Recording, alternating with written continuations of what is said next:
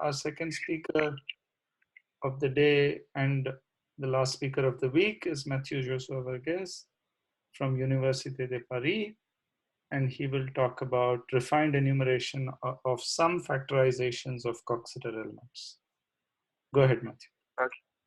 Okay, thanks a lot. I hope you can hear me well because it was not easy. Sorry if you cannot see me. I'm not very good with technology, webcams, and this kind of thing. So,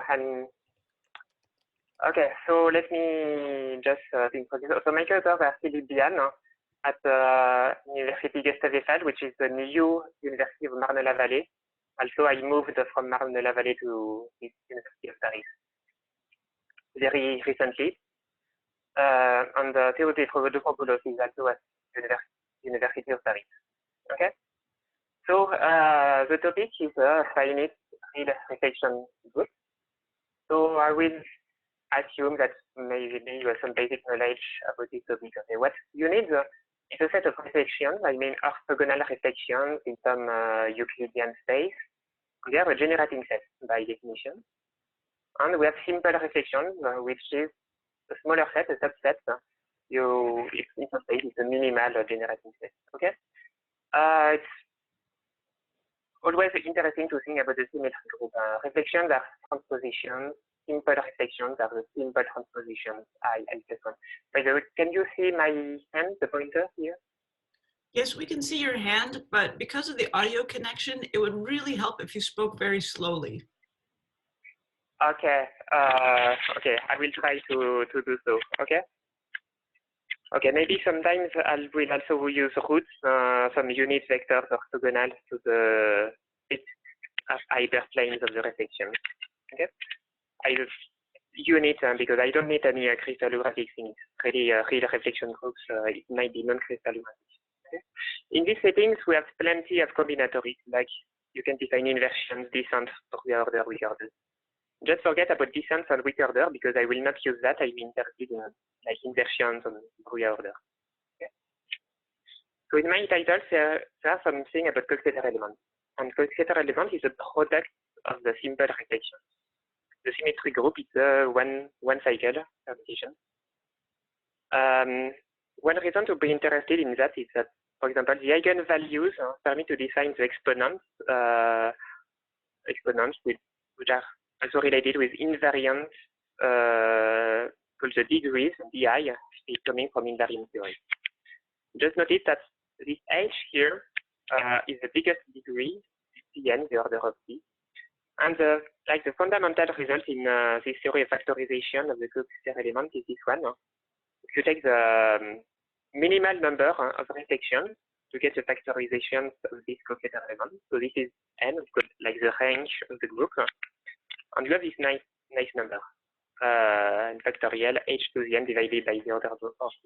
There is a very long history related with this formula that will not detail. Basis as a nice topological proof using Lyashko-Lewis-Jenger morphism. It's very topological. Jean-Michel has very algebraic proofs using like Deligne-Lussig theory. It's not very combinatorial, okay, but it's like there are some associated combinators. Of course, for the symmetric groups, you get this very well-known number n to the n-2. Okay. So what I'm interested in is some refinement using the Brugha order. Okay. Okay. To do so, okay, if you take one of these factorization into reflection, denote the initial factor wi, and this make a bijection. Because this initial factor, they are maximal increasing chains in the non-crossing partition lattice. But in some sense, this is, you can take that as the definition of the non-crossing partition lattice associated to some reflection groups. And the point is that these two factors, W plus n, they are related by multiplying by the factorization, so they are comparable in the Brugha order. This is the Brugha order, and you can see patents using this condition of the Coxeter length of the element. What's nice is that we have this completely factorized formula using the degrees of the group. When you refine the enumerations, like that, you put a weight Q whenever you have two vectors and they are related, I guess, in the Brugha order. Q equals 1 is the previous result. Okay. It's interesting to make an example with a sigma for the symmetry group here. So you have the permutations. They are always arrows are the relations is a non-crossing partition lattice. And the point is that, okay, this refinement is, the point is that you put a weight Q on every black edge. Okay, black edge means, okay, you have 2 elements and with a Brugger order, like this one is smaller, and this one is bigger compared to this one. You can count maximal chains, and here you will get the refined information. Okay. Let me just explain how we can get this kind of formula. Okay, if you take MW, W is this thing that we want to count.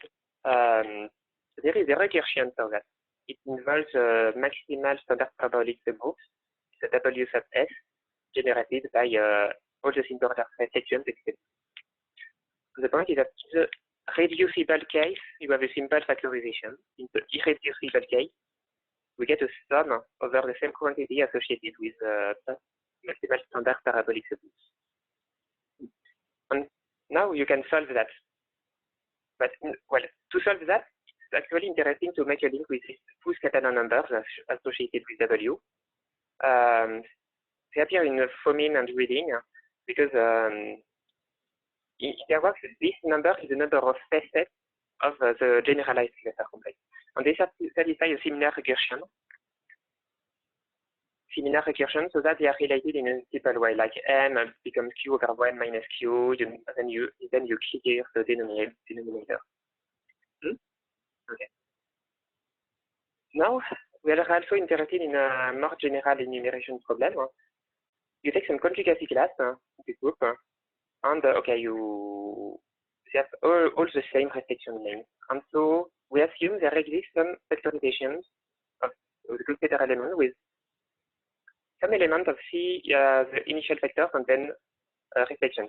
So here, by this condition, we have minimal factorization. The number of factorizations here is minimal. It's not true that all the conjugacy tests satisfy this property, but okay, we understand this. For just enumeration, this was obtained by my author, Theodoropoulos, in his PhD thesis. And the point is that when you do the same thing, the enumeration, but refined with the Brugger order, you can compare some initial factor here with the Brugger order, you get a weight Q. And again, it's still completely factorized. It's completely factorized, okay, and this involves some quantities. In particular, this is called the Orlik-Solomon exponent associated with a conjugate class. Okay? So I will not define this right now, a bit later. But let me just give some example. This exponent first appears in the theory of hyperplane arrangement as exponents of some free hyperplane arrangement. When C is just a neutral element, so that's a conjugate class, of course, we could just get the exponents of the group. Like, just if you consider E7, A0 means you have this example, so you have the exponent of the groups. In general, you have something that looks like the first exponent, but it might be something else here, like, okay, we have 1 by 7, 8, 9. Okay, so it's just a collection of integers that appear here. But, well, the point is just that, okay, it's completely factorized.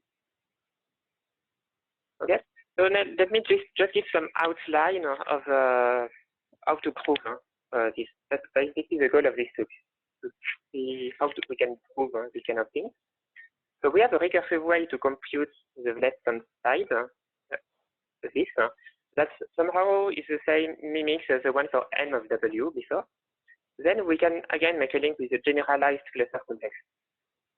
Okay, but here we have to define the appropriate refinement of how to, what does it mean to refine the enumeration of faces in this complex, which was not obvious at the beginning of the project.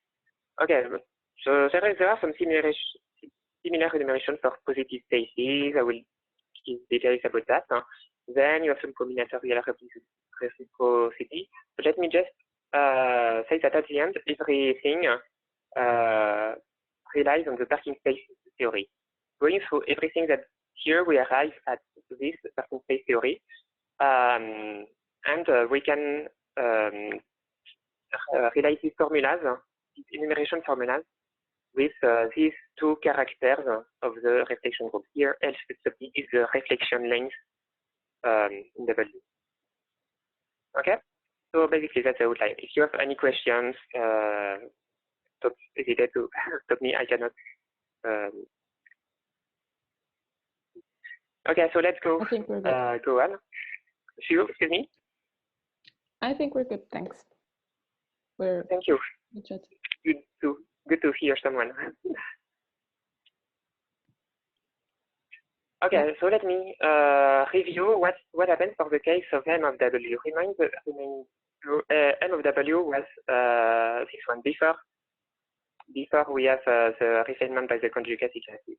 But I said in the general case with the conjugacy classes, it's not the same. The general idea is to have an action, a cyclic action by conjugation by the Coxeter element. Of course, everything is invariant under conjugation by this Coxeter element.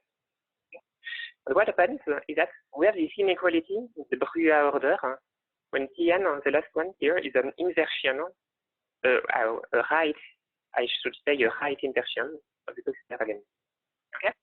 And then we have a very nice lemma, la proposition about inversion of C for this cyclic action.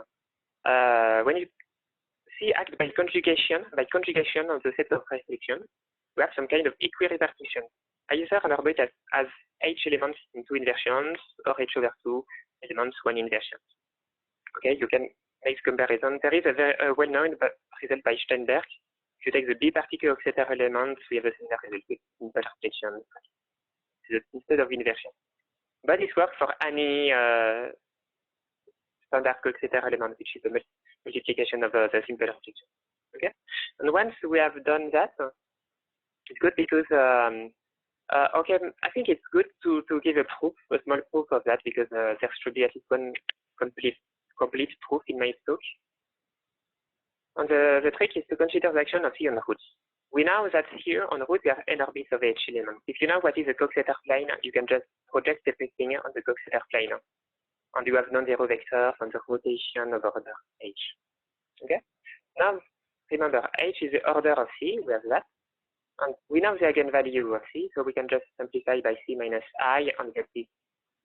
When you apply that on some root, it tells you that in each orbit of root, you have some zero. So you have both positive roots and negative roots. And the positive roots whose image is negative is an inversion. But that inversion in the set of roots, and they are in bijection with inversion in the set of reflection. We show now that he has exactly n inversions. So there is exactly one in each orbit. Okay, and then we can project roots to reflection. Okay, that's the 2 to 1 because, okay, for each reflection, you have two vectors on each side of the reflection. Let me skip the detail, but we have this kind of very equirepartition that's really coming from this on the projection from roots to reflection. Okay. Once we know that, we can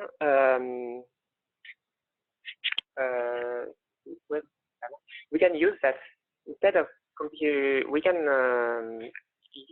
you have a sum in defining n of W. You just take the sum when you specify in which orbit is the last element. And by using this previous schema, you can get this factor 2 plus QH minus 2. 2 there for the inversion in the orbit, H minus 2 for the other element. So what happens here is that sometimes you have just one term here, sometimes you have two. There are two elements, but there are two which are the same. For the end, you can just you have just this property, and by summing out of the orbit, we get the recursion for W. Okay, let me show it again. That was this one. On the reducible case, it is just a shuffle of factorization. And the point is that this works really well in the same case refined by a conjugacy class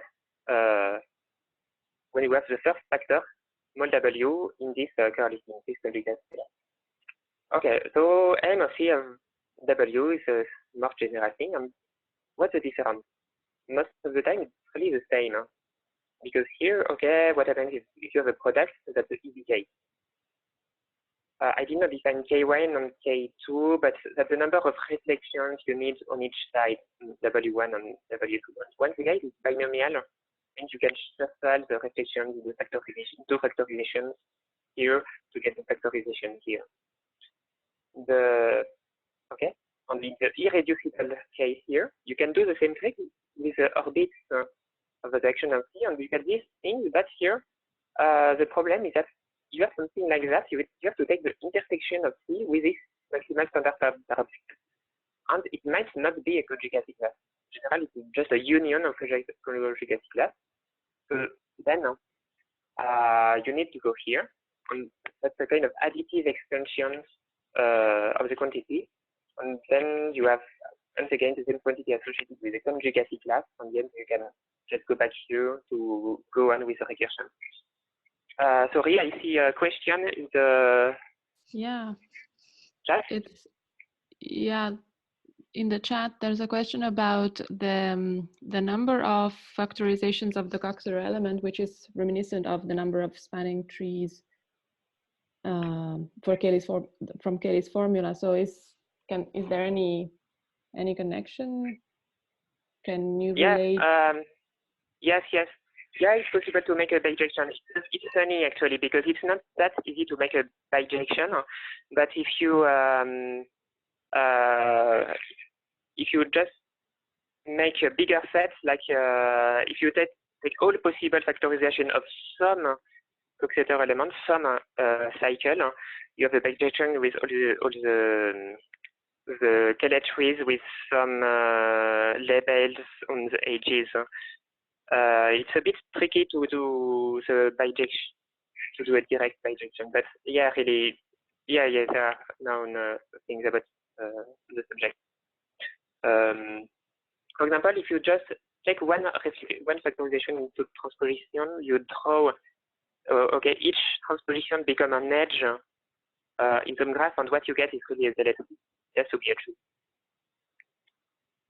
That's not too difficult to see. Okay. Okay, thanks. Okay, so let me go on. So I said that, okay, this intersection here might not be a conjugacy class, so you have this additive extension. And you see, that's it. That's the recursion for this M of C and W. And okay, once again, it's possible to make the link with this generalized cluster complex. So this time it's non-trivial way. You have to go a bit deeper than the definition. So let me go on with this topic. Due to Fomin and reading, so we first need to take an integer n. N equals 1 is a Fomin and Zalewski cluster complex.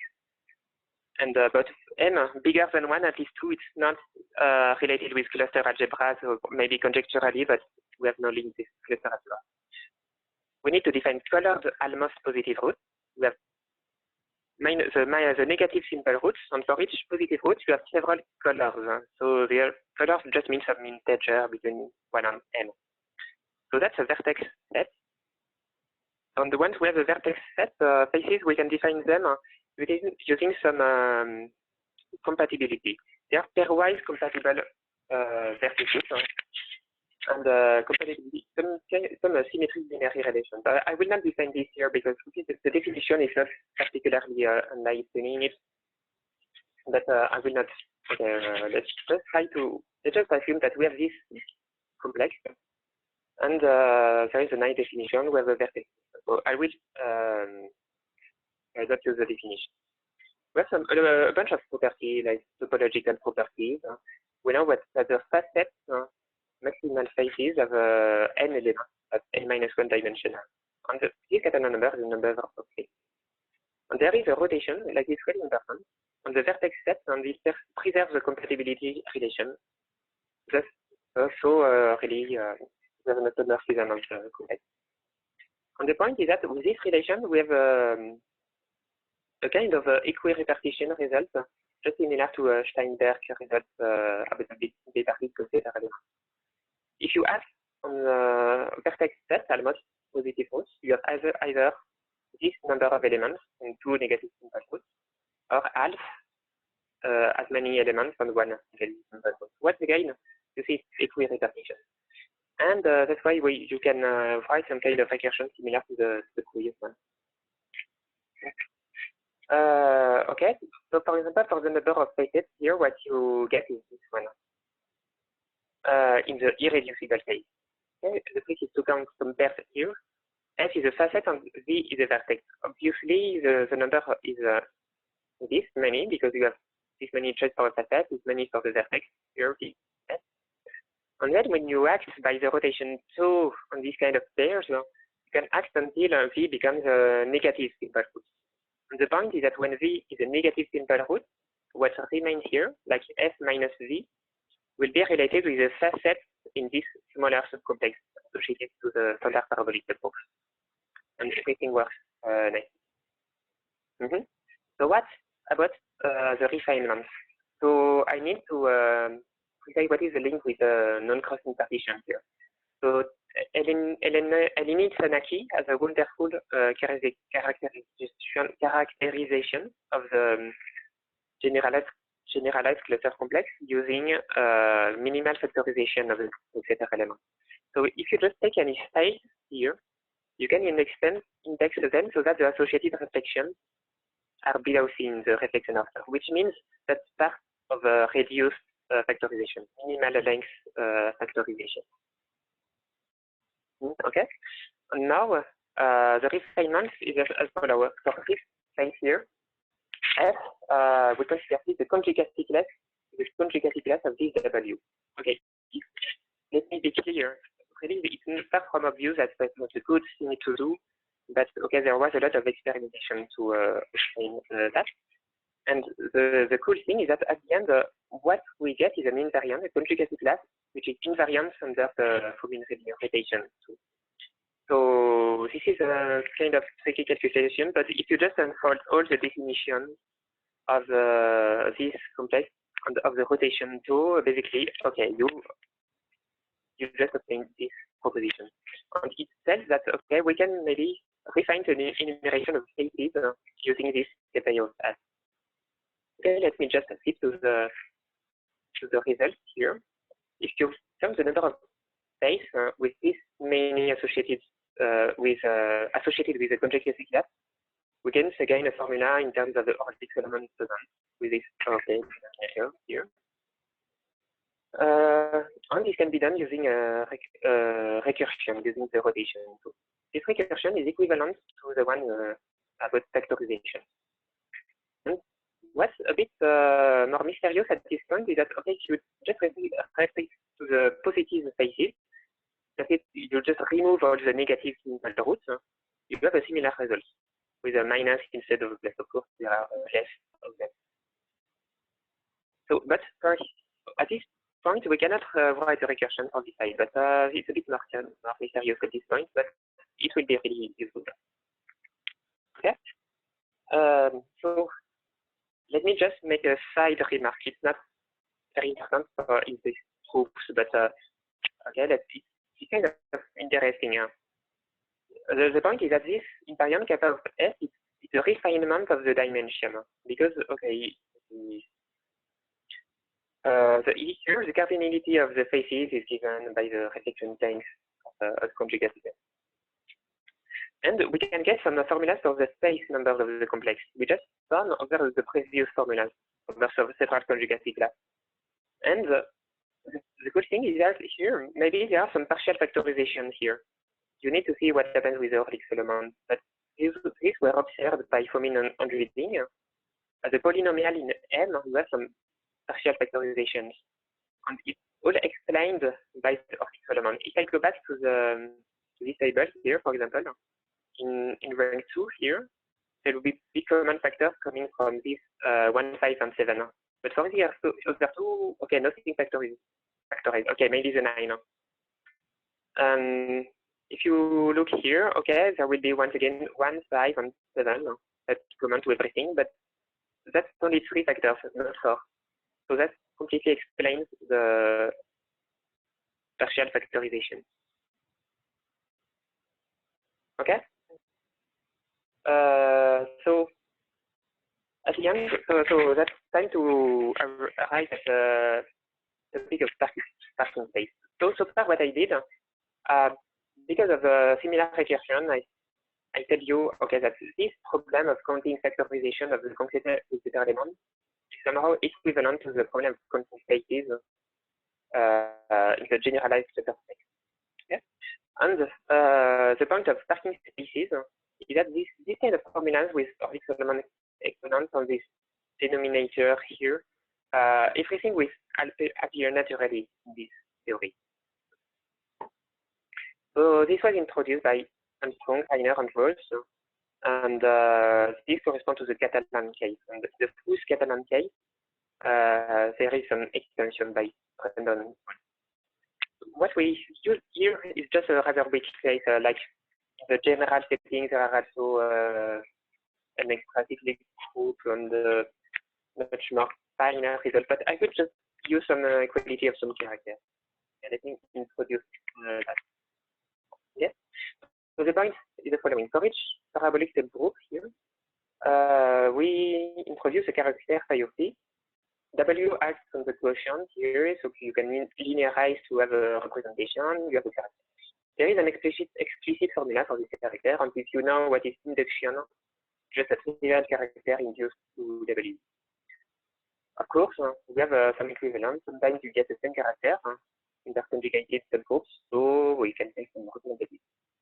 Okay, once we have done that, Aurélie and Solomon showed that this collection, so it's a linear basis, maybe over the basis of the subring of the character ring. It's not everything. In the case of the symmetric group, what you get is the H lambdas, so you get everything. But in the other groups, it's just a subring of the character ring. We can call it the parabolic Burnside ring. That would be the Burnside ring if you take all subgroups, but we restrict to parabolic subgroups. Okay.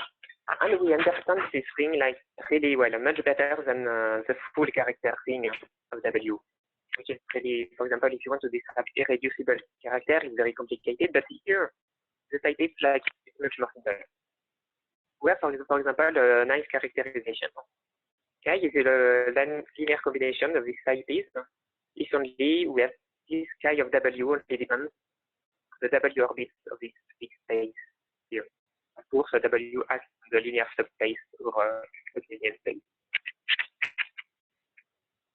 Okay, on one particular character in this parabolic Burnside ring is this one, and psi k is just k to the dimension of the fixed space. N minus is the reflection length of W. And because it just depends of the dimension here, it's obviously satisfied this step. I did not say what is k, but for some integer values, you get like a Euclidean character. For example, k equals -1 is the sign character, and also I plus 1 Heitman character. That's a kind of a parting function, but we call the algebraic parting function. And what happens is that this psi k, if you just extend that in the psi space in this basis, psi p in this basis, you precisely get these polynomials okay, with the Hurwitz-Solomon exponent here on this denominator. So this is precisely the polynomials appearing in your enumeration formulas for the general complex and for factorization. So we need to find one way to connect these polynomials and some combinatorial enumeration. Okay, what's the definition of the parting function? Usual parting functions, they are accident by the symmetric group. You can just permute the entries. There are Catalan naming of this non-decreasing parting function. When it comes to the case of W, this generated real reflection groups, you can define this non-crossing parting function as opposed to the algebraic parting function in a similar way. You have some Catalan object here. The Catalan object becomes the non-crossing partition element below the Coxeter element that are part of a minimal length factorization. And you have this another element x, which is part of this quotient here. Gamma of W is some parabolic subgroup, like the minimal parabolic subgroup containing W. The action of the group is defined by left multiplication here. So we can already see that we have the representation defining phi p. That's an action of the set until you can further the phi p. And in this parking space theory by Stone, Reiner, and Rhodes, we know that this character here of W acting on parking function is psi I plus 1. By taking the coefficient in the phi bit, we get that, okay, here the coefficient become just some enumeration, number of non-crossing partitions in a conjugate set. And here, by definition, the coefficient here gives you this polynomial. Good. So that's really a nice way to get enumerated results in terms of definition. So here we need to go consider the Fuchs-Catalan. Okay. So for the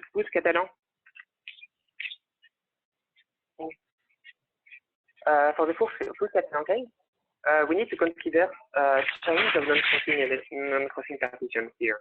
Okay, it's not obvious at the beginning, but so the appropriate generalization here is that X now is an element of this quotient. You need to define quotient by the group associated W. And the point is that the character now is psi of NH plus 1. In some sense, is really the good Fuchs-Catalan analog. The Fuchs-Catalan, by the way, will be just the number of orbits. So that's the number of chains here, W up to Wn, the number of partition lattice. So once again, by taking the coefficients in the phi p's, we get some enumerated results. Number of chains with the bottom element in one of these conjugacy class is again one of these polynomials with the Ehrlich-Solomon exponent. And it really looks like the formulas that we got for the generalized vector complex. Right? But it's not enough for what we need to do. Okay, because remember, I have two formulas. There was for spaces in the generalized vector complex and the other one for positive spaces. Once again, I need two different things here. And primitives and parking functions, it's again a really natural thing to do because they are related with the previous one with some inclusion exclusion. If you are doing that for general W, so there's the standard. And what we do here, we just add this condition here, and it means that WM does not belong to any of the proper standard parabolic subgroups. And it's precisely the condition that you mean. Like, for example, if you take the sum of PS prime over the standard parabolic subgroup, you get all of PS. So that's a whole point of this definition. And once again, we have a nice character, just phi MH minus 1. And once again, by taking the coefficients in the phi piece, we get some enumerated results. On this slide, okay, we have W1 belongs to some conjugacy cases. We still have this condition here. By the way, okay, why WM? Actually, we can just if it's true for WM, it's also true for the WA. So it's just that all of the WA are not in the. Sorry, I think I see. There is a question in the chat. Yeah, I saw a question in Taipei. So yeah, will cannot be a question by yeah, exactly. That's the point. Mm-hmm. Yeah, exactly. That's it. It means, for example, the non-crossing partition, it means it's impossible to make the cut between I and I plus 1, so that you get two non-crossing partitions. And that's also true, exactly. That's also true for the Fuchs-Catalan case. So that's a very natural condition, right? Okay, thanks. And, okay, so I was saying, once again, by taking the definition, the coefficient of the phi p, we get, okay, this enumeration formula, okay. We get, once again, this nice polynomial, but it was the same as before, but with the -1 instead of the +1. So they are both polynomials related with the enumeration of the spaces with the generalized vector complex. Good. So that's almost the end now. So remember, we have this polynomial here that comes from the parking space theory. The polynomial in M, counting some chains, the non-crossing partition with, okay, the bottom element in the conjugacy. this one was counting positive states signed by public affairs. Yes. And they are related by this reciprocity, n becomes minus n. You get the same thing, but with okay, up to the sign, they are related by n to minus n. Okay. And okay, I will not give you the details about that, but the whole point is that we can write it both as a sum of the Fuchs-Catalan numbers. And for the Fuchs-Catalan numbers, we know very well how to prove this kind of reciprocity. N goes to minus n, and what you get is the positive Catalan number here, which can be defined as a number of effects in the positive part of the generalized set. So this means we can easily prove that using, okay, we know the formula in terms of Ehrlich-Solomon experiment. Using the reciprocity, you get as well the factorized formula, the polynomial in M for this quantity. Okay, once we know that, okay, but it's not the end, because if we are interested in chi plus gamma, I mean, 20 times the same polynomials, but this time, instead of gamma plus, we take gamma, like all spaces, instead of positive spaces. In chi plus, it's just like here, but we have this full support condition, like primitive condition, that the elements does not belong to the non-trivial parabolic subgroup, standard parabolic subgroup. And they are once again related by the reciprocity. And it's a bit more complicated, it's a bit more indirect, because what you do here is we have to use everything. We have this reciprocity. You have inclusion-exclusion formula on both sides, like between chi and chi plus, between gamma and gamma plus. And using this reciprocity here, you can at the end show that it follows that there is a reciprocity here. So we know from the parking space theory that there is a nice formula, factorized formula here for chi plus. We did use the nice factorized formula here for gamma, which is what we wanted for. This was the formula equivalent to the problem of accounting factorization, like the original problem in my introduction. Okay, so basically that's the end of the talk. Thanks for your attention. Many thanks to you. Okay, thank you, Mathieu. And if there are further questions, maybe you can write them in the chat. Yes, or unmute yourself. So I see the first question. Is there a connection with Brendan, why don't you ask the question directly? Yeah. You can unmute thank you. Can you unmute yourself? Yeah. Okay. Okay, so I think okay, go on. You can ask your question. Oh, sure. Sorry about that. So there's kind of another model for parking spaces that kind of arose in that paper and kind of search for uniform proofs, where we have these homogeneous systems of parameters that carry an action of the dual with a reflection representation in a given degree. And if you change that degree from like kh plus 1, like k times the Coxeter number plus 1 to kh minus 1, can you? Does that play a role in your work? I mean, can you get some results in that way? Well, I don't know at the moment, because this thing with the MH plus 1 naturally appear, but I did not try to do something with HSOP or anything, because I think what you had, for example, this thing with parameter in the rational Cherenkov algebra on this kind of thing, maybe it's possible to do something, the same kind of things to have MH minus 1 instead of MH plus 1. But we did not try to do that for the moment. Okay, of course, that would be very interesting. Not sure I have the answer, but okay, thank you. That's all I can say. All I can say, I think, for the moment. All right, cool. Thank you. Okay, and Vic Reiner has also a question. Maybe he wants to unmute himself. Vic? Very nice talk. So in Theo's thesis, he was using some geometry, this LL covering. Are you able to now avoid all the geometry just by using the recursive techniques? Well, yes, in some sense, yes, in particular, if you just forget about this parameter Q, it means we get the enumeration of Theo's factorization when we have these initial factors in conjugacy class. But at the end,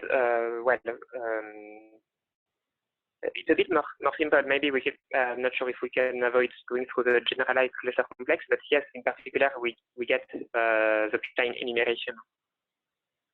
With no Liashko-Liojenka morphism, just by doing some combinatorics and arriving at the parking space theory. Great, thanks. Okay, so I see no further questions. Maybe we thank again Mathieu. I clap my hands and the others can do it silently or virtually.